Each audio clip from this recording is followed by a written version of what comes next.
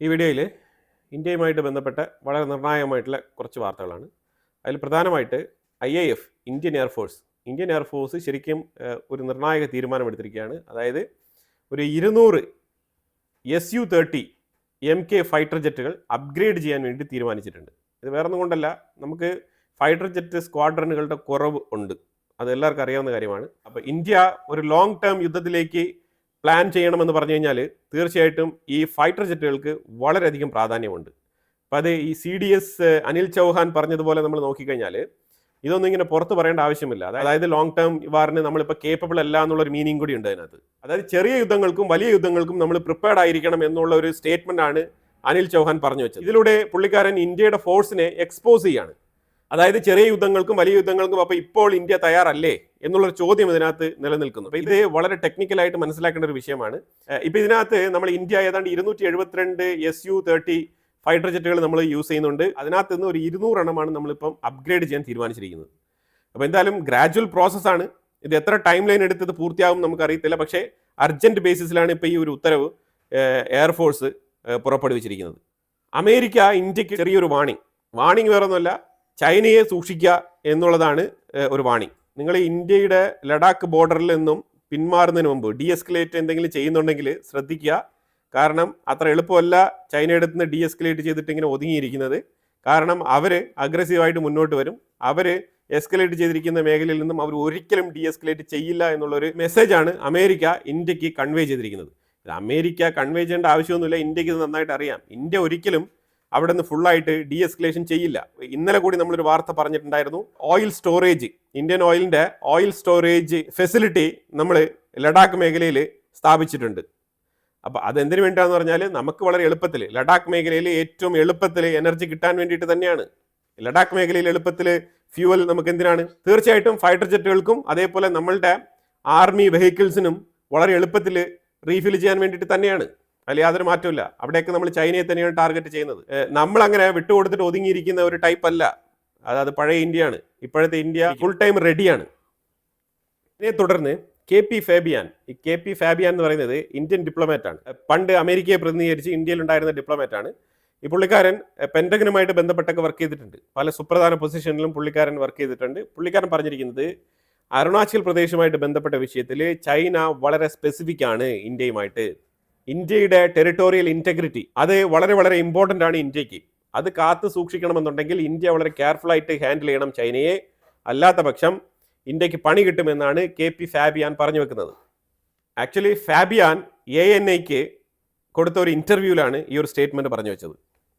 പുള്ളിക്കാരൻ്റെ സ്റ്റേറ്റ്മെൻറ്റ് ഇങ്ങനെയാണ്: ഇന്ത്യയുടെ ടെറിട്ടോറിയൽ ഇൻറ്റഗ്രിറ്റിയെ ഒരിക്കലും ചൈന മാനിക്കില്ല, പ്രത്യേകിച്ച് അരുണാചൽ പ്രദേശിൻ്റെ വിഷയത്തിൽ എന്നാണ് പറഞ്ഞു വെച്ചിരിക്കുന്നത്. AST സ്പേസ് മൊബൈൽ ഇന്ന് ഇന്ത്യയുടെ ISROയുടെ സ്പേസ് മിഷനെ കുറിച്ച് വളരെയധികം അപ്രിഷ്യേറ്റ് ചെയ്തുകൊണ്ടുള്ള നോട്ടുകളാണ് ഗ്ലോബലിയുള്ള മാധ്യമങ്ങൾ, ഇൻക്ലൂഡിംഗ് ബ്ലൂംബർഗ് ഉൾപ്പെടെയുള്ള പല മാധ്യമങ്ങളും രേഖപ്പെടുത്തിയത്. അതിന് പ്രധാനപ്പെട്ട കാരണം നമ്മൾ AST മൊബൈൽ എന്ന് പറഞ്ഞ ആ ഒരു കമ്പനിയുടെ സാറ്റലൈറ്റ് ലോ ഓർബിറ്റിൽ എത്തിച്ചു എന്നുള്ളതാണ് ഇതിൻ്റെ പ്രധാനപ്പെട്ട വിഷയം. 2 ആഴ്ചയ്ക്ക് മുമ്പ് തന്നെ ഞാൻ അപ്ഡേറ്റ് ചെയ്തിട്ടുണ്ടായിരുന്നു ഈ ഒരു വിഷയം. അതായത് December 24 India AST space mobile കമ്പനിയുടെ ബ്ലൂ ബേർഡ് എന്ന് വിളിക്കുന്ന ഒരു സാറ്റലൈറ്റ് ലോഞ്ച് ചെയ്യുന്നു എന്നുള്ളത്. അമേരിക്കയുടെ സാറ്റലൈറ്റ് ആണ്, ഇന്ത്യയാണ് ഓർബിറ്റിൽ എത്തിക്കുന്നത്. ISROയ്ക്കാണ് ഈ ഒരു കോൺട്രാക്ട് കൊടുത്തിരുന്നത്. അപ്പോൾ ഇതിനകത്ത് ശരിക്കും പറഞ്ഞാൽ ഇന്ത്യയുടെ space research organisation ISRO achieved historic mile stone എന്നാണ് റിപ്പോർട്ട് ചെയ്തിരിക്കുന്നത്. ഹിസ്റ്റോറിക് മൈൽ സ്റ്റോൺ അത് അങ്ങനെ തന്നെയാണ് വിലയിരുത്തേണ്ടത്, അതിൽ യാതൊരു ഡൗട്ടും ഇല്ല. ലോഞ്ച് വെഹിക്കിൾ M3 M6 എന്ന് പറഞ്ഞ ആ ഒരു വെഹിക്കിളിലാണ് നമ്മൾ ഇതിനു വേണ്ടി ഉപയോഗിച്ചത്. ഇത് കൃത്യമായിട്ട് ഇത് ലോ ഓർബിറ്റിലാണ് എത്തിച്ചതെന്നുണ്ടെങ്കിലും ഇതിൻ്റെ ഭാരം, അതായത് ഈ ഒരു പേലോഡിൻ്റെ ഭാരം ചെറുതല്ല, അതാണ് മനസ്സിലാക്കേണ്ടത്. ആന്ധ്രാപ്രദേശിലുള്ള ശ്രീഹരിക്കോട്ട സതീഷ് ധവാൻ സ്പേസ് സെന്ററിൽ നിന്നാണ് നമ്മൾ ഈ വിക്ഷേപണം നടത്തിയത്. Mission carried Bluebird 6. It's A largest ever commercial communication satellite ആണിത്.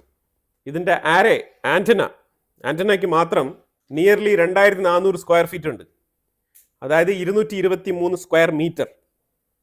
ഇതിന് മുമ്പ് ബ്ലൂബേർഡ് അയച്ചിരുന്ന സാറ്റലൈറ്റിൻ്റെ ആ ഒരു ആന്റനയെക്കാളും 3 മടങ്ങ് വലിപ്പം കൂടുതലാണ് ഇതിന്. ഇത് 10 ടൈംസ് കപ്പാസിറ്റി വർദ്ധിപ്പിക്കും എന്നുള്ളതാണ്. അപ്പോൾ ഈ സാറ്റലൈറ്റ് ബിൽഡ് ചെയ്തത് മിഡ്ലാൻഡ് ടെക്സാസിലാണ്, അമേരിക്കയിൽ. വാഷിംഗ്ടൺ DC കമാൻഡ് സെൻറ്ററിൽ ഇരുന്നാണ് ഈ ATS ഇത് നിരീക്ഷിക്കുന്നത്. Direct to smart phone broadband, voice call, video call, data sharing ഇതെല്ലാം തന്നെ 120 Mbps ആ ഒരു റേഷ്യോയിലായിരിക്കും ഇതിൻ്റെ ട്രാൻസ്മിഷൻ. 4Gയും 5Gയും വിതൗട്ട് എനി ഇൻട്രപ്ഷനിൽ ഇത് കമ്മ്യൂണിക്കേറ്റ് ചെയ്യും. അതിന് വേണ്ടിയിട്ട് ഒരു സ്പെഷ്യലൈസ്ഡ് എക്യുപ്മെൻറ്റിൻ്റെ ആവശ്യമൊന്നുമില്ല. ആ രീതിയിലാണ് ഇതിൻ്റെ നിർമ്മാണം. അപ്പോൾ ഇതിൻ്റെ വെയിറ്റ് 6.5 ടണ്ണാണ്. അപ്പോൾ ഈ 6.5 ടൺ വെയിറ്റാണ് നമ്മൾ ഗ്ലോബലി തന്നെ മറ്റുള്ള രാജ്യങ്ങളൊക്കെ ഇങ്ങനെ നോക്കി നിൽക്കെ, അതായത് ജപ്പാൻ ഒരു ചെറിയ സാറ്റലൈറ്റ് വിക്ഷേപണം നടത്തുമ്പോൾ 8ഉം 9ഉം പ്രാവശ്യം പരാജയപ്പെട്ടുകൊണ്ടിരിക്കുന്ന ജപ്പാൻ ഒരു സൈഡിൽ, ഒരു റോക്കറ്റോ ഒരു മിസൈലോ പോലും ശരിക്കും പരീക്ഷണം നടത്തി വിജയിപ്പിക്കാൻ പറ്റാത്ത രീതിയിലുള്ള സൗത്ത് കൊറിയ ഒരു സൈഡിൽ, ഓസ്ട്രേലിയ വരെ പരാജയപ്പെട്ടുകൊണ്ടിരിക്കുന്ന സാഹചര്യത്തിലാണ് ഇന്ത്യയുടെ ISRO ഇങ്ങനെ ജൈൻ്റ് ആയിട്ടുള്ള 6.5 ടൺ ഭാരമുള്ള സാറ്റലൈറ്റുകളെയൊക്കെ അനായാസം ഓർബിറ്റിൽ എത്തിക്കുന്നത്. അപ്പോൾ ഇത് ശരിക്കും പറഞ്ഞാൽ ഇന്ത്യക്ക് ഒരു നേട്ടം തന്നെയാണ്.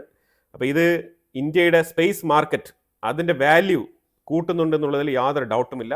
അപ്പോൾ ISRO വളരെ ഹാർഡ് വർക്ക് ചെയ്ത് തന്നെയാണ് ഇതിൽ മുന്നോട്ട് പോകുന്നത്. അപ്പോൾ എന്തായാലും നമ്മൾ ISROയെ അഭിനന്ദിച്ചേ മതിയാവുള്ളൂ. സാറ്റലൈറ്റ് അവർ ആർക്ക് വേണമെങ്കിലും നിർമ്മിക്കാം. അതിപ്പം 6.5 ടൺ അല്ല, എത്ര ടണ്ണിന് വേണമെങ്കിലും നിർമ്മിച്ച് കൊണ്ടുവരാം. പക്ഷെ അതിനെ ഓർബിറ്റിൽ എത്തിക്കുക എന്നുള്ളതാണ് അതിൻ്റെ ചാലഞ്ച്. അല്ലാന്നുണ്ടെങ്കിൽ അത് താഴെ വീണ് പൊട്ടി കത്തി നശിച്ച് അങ്ങ് പോകും, അത്രേ ഉള്ളൂ. റഷ്യ ഒന്നുകൂടി ആവർത്തിച്ച് കൺഫേം ചെയ്തിട്ടുണ്ട്. അതായത് nuclear powered ballistic missile submarine build ചെയ്യുകയാണെന്നുള്ളത് റഷ്യ അങ്ങ് ഉറപ്പിച്ച് പറഞ്ഞിരിക്കുകയാണ്. അപ്പോൾ ഇതൊക്കെ തന്നെയാണ് യൂറോപ്പിനെയൊക്കെ ഇച്ചിരി അങ്കലാപ്പിലാക്കുന്നത്.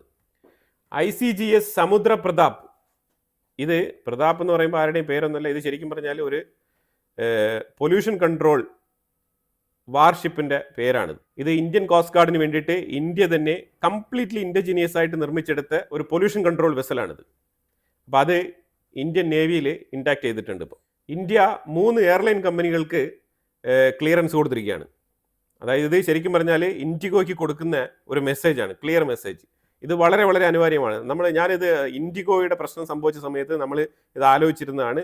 കാരണം ഇങ്ങനെ ഒരു മോണോപോളി കൊടുക്കരുത്. ഒരു മോണോപോളിക്കെതിരെ കൃത്യമായിട്ട് ഗവൺമെൻറ് ഓഫ് ഇന്ത്യ നിലപാടെടുത്തിട്ടുണ്ട്. അത് വളരെ വളരെ അപ്രിഷിയേറ്റബിൾ ആണ്. 3 എയർലൈൻ കമ്പനികൾക്ക് ക്ലിയറൻസ് കൊടുത്തിട്ടുണ്ട്. നന്നായി, വളരെ നന്നായി, വളരെ നല്ല തീരുമാനം. ഏവിയേഷൻ മിനിസ്റ്റർ രാം മോഹൻ നായിഡു ആണ് ഇതിൻ്റെ പ്രഖ്യാപനം നടത്തിയത്. ഷൻകെയർ, അൽ ഹിന്ദ് എയർ, ഫ്ലൈ എക്സ്പ്രസ്, ഈ 3 കമ്പനികൾക്കാണ് ക്ലിയറൻസ് കൊടുത്തിരിക്കുന്നത്. ബംഗ്ലാദേശിൻ്റെ ഉള്ളിൽ ഈ കൊല്ലപ്പെട്ട ഉസ്മാൻ ഹാദിയുടെ സഹോദരൻ താൽക്കാലിക ഉപദേഷ്ടാവായിട്ടുള്ള യൂനസിനെതിരെയാണ് ആരോപണം ഉന്നയിക്കുന്നത്. അതായത് തൻ്റെ സഹോദരൻ കൊല്ലപ്പെട്ടതിൻ്റെ ഉത്തരവാദി യൂനസ് ആണെന്നാണ് പറഞ്ഞിരിക്കുന്നത്. യൂനസ് ഇലക്ഷൻ മാറ്റിവെക്കാൻ വേണ്ടിയിട്ടുള്ള തരികിട പരിപാടികളാണ് ഇവിടെ കാണിക്കുന്നത് എന്നുള്ള നിലപാടാണ് പുള്ളിക്കാരൻ സ്വീകരിച്ചിരിക്കുന്നത്. ഇത് ബംഗ്ലാദേശിൻ്റെ ഉള്ളിൽ ഇന്നലെ മൊത്തം വാർത്തയായിരുന്നു.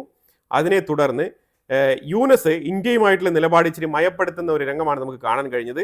അപ്പം ഇന്ത്യയുമായിട്ട് നല്ല രീതിയിലുള്ള റിലേഷൻഷിപ്പ് കൊണ്ടുപോകണം എന്നുള്ള രീതിയിലൊക്കെ പുള്ളിക്കാരൻ ചില ഡയലോഗുകളൊക്കെ പറയുന്നുണ്ട്. ബേസിക്കലി യൂനസ് ഒരു ഫണ്ടമെന്റലിസ്റ്റ് ആണെങ്കിലും ഈ ഒരു വിഷയത്തിൽ പൊളിറ്റിക്സ് കളിക്കാൻ വേണ്ടിയിട്ട് തീരുമാനിച്ചത് കൃത്യമായിട്ട് ബംഗ്ലാദേശിൻ്റെ ഉള്ളിൽ എക്സ്പോസ്ഡ് ആയി. അതാണ് മനസ്സിലാക്കേണ്ടത്. കാരണം കഴിഞ്ഞ 2 ദിവസമായിട്ട് കോടതിയിൽ നിന്ന് വന്ന ഉത്തരവ്, അതുപോലെ ഉസ്മാൻ ഹാദിയെ വെടിവെച്ച ആൾക്കാരെ അറസ്റ്റ് ചെയ്ത് കോടതിയിൽ സബ്മിറ്റ് ചെയ്തു, അങ്ങനെ പോലീസിന് വിട്ടുകൊടുത്തു, അങ്ങനെ പോലീസിൻ്റെ മൊഴിയിൽ ഒരു തെളിവും ഇന്ത്യക്കെതിരെ കിട്ടുന്നില്ല എന്നുള്ള മറുപടി, ഇതെല്ലാം കൊണ്ട് യൂനസ് ഇന്ത്യയുമായിട്ടുള്ള നിലപാട് ഇച്ചിരി മയപ്പെടുത്താൻ തീരുമാനിച്ച സാഹചര്യത്തിലാണ് യൂനസിനെതിരെ ഇമാതിരിയുള്ള സ്റ്റേറ്റ്മെന്റുകളൊക്കെ വരുന്നത്.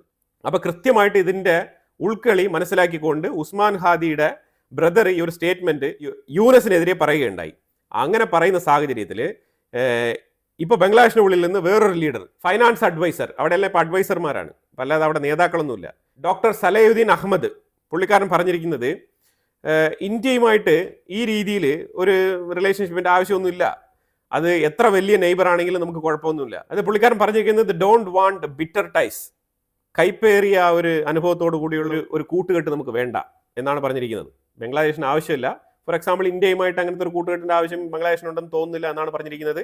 അതായത് ഇൻഫാക്ട് 210 ടൺ ഓണിയൻ വാങ്ങിച്ച് തിന്നുകൊണ്ടിരിക്കുന്ന സാഹചര്യത്തിലാണ് പുള്ളിക്കാരൻ ഈ രീതിയിലുള്ള സ്റ്റേറ്റ്മെന്റുകളൊക്കെ പറഞ്ഞിരിക്കുന്നത്. ഇനി എന്തെല്ലാം കാര്യങ്ങൾ ഇന്ത്യയിൽ നിന്ന് പോകുന്നോ അതെല്ലാം കട്ട് ഓഫ് ചെയ്യണം.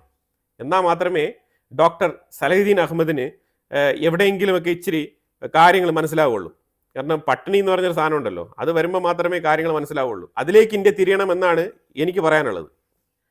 പാകിസ്ഥാൻ്റെ ഉള്ളിൽ ബലൂചിസ്ഥാനിൽ 2025 ഉടനീളം നടന്ന കലാപങ്ങളുടെ എണ്ണം 432 കലാപങ്ങൾ, 453 കൊലപാതകങ്ങൾ. ഇതാണ് 2025 ബലൂചിസ്ഥാനിലെ കണക്ക്. അപ്പോൾ എന്തായാലും കുറേ നിർണായകമായിട്ടുള്ള വിഷയങ്ങളാണ് നമ്മൾ വീഡിയോയിൽ പങ്കുവച്ചത്. ഇതിനെക്കുറിച്ചുള്ള അഭിപ്രായങ്ങൾ കമന്റ് ബോക്സിൽ രേഖപ്പെടുത്തുക. കൂടുതൽ വാർത്തകളുമായിട്ട് അടുത്ത വീഡിയോയിൽ വരാം. Thank you so much.